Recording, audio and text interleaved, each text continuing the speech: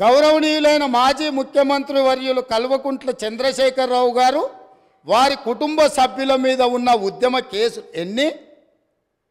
తెలంగాణలో లక్షలాది మంది విద్యార్థులు, నిరుద్యోగ యువకులు, ఉద్యమకారుల మీద ఉన్న కేసులు ఎన్ని? ఈ తెలంగాణ రాష్ట్రం ఏర్పడ్డ తర్వాత, వాళ్ళ ప్రభుత్వం ఏర్పడ్డ తర్వాత వాళ్ళ మీద తీసిన కేసులన్నీ, తీసుకున్న ప్రత్యేక కార్యాచరణ ఏంది? తెలంగాణ బిడ్డల మీద ఉన్న ఉద్యమ కేసులను తొలగించినవన్నీ, వాటి మీద ఎప్పుడైనా ఆనాటి ముఖ్యమంత్రి గారు సమీక్ష చేసి ఈ కేసులు వాళ్ళ మీద ఉంటే భవిష్యత్తులో వాళ్ళ ఉద్యోగాలకు ఇబ్బంది అవుతుంది, లేదా తెలంగాణ రాష్ట్ర సాధనలో వాళ్ళ మీద పెట్టిన కేసులను తొలగించాలని ఏ రోజైనా ఈ రాష్ట్ర ముఖ్యమంత్రి గారు సమీక్షించి ఈ శాసనసభలో చర్చించి అవసరమైతే ఈ శాసనసభ ఏకగ్రీవంగా నిర్ణయం చేసినుంటే ఏ విధంగా ముందుకు వెళ్తుండేనో ఇవాళ మనం చెప్పుండే వాళ్ళం అధ్యక్ష.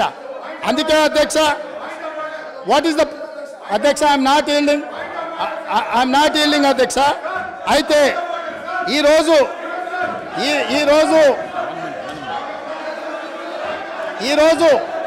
వాళ్ళకొక నీతి, వీళ్ళకొక నీతి అధ్యక్ష. అదేవిధంగా పదే మాది ఉద్యమ పార్టీ అని చెప్పుకునే పార్టీ, ఉద్యమాల నుంచే మేము ఎదిగినామని చెప్పుకునే పార్టీ, ఉద్యమాల ద్వారా తెలంగాణ రాష్ట్రాన్ని సాధించడమని చెప్పుకునే పార్టీ, ఉద్యమాలకు వేదికైన ధర్నా చౌక్ను తొలగించి ఈరోజు తెలంగాణలో నిర్బంధాలే కొనసాగుతాయి, నిర్బంధాల మధ్యనే తెలంగాణలో పరిపాలన సాగుతుందని ధర్నా చౌక్ ఎత్తేసిండ్రు కదా అధ్యక్ష.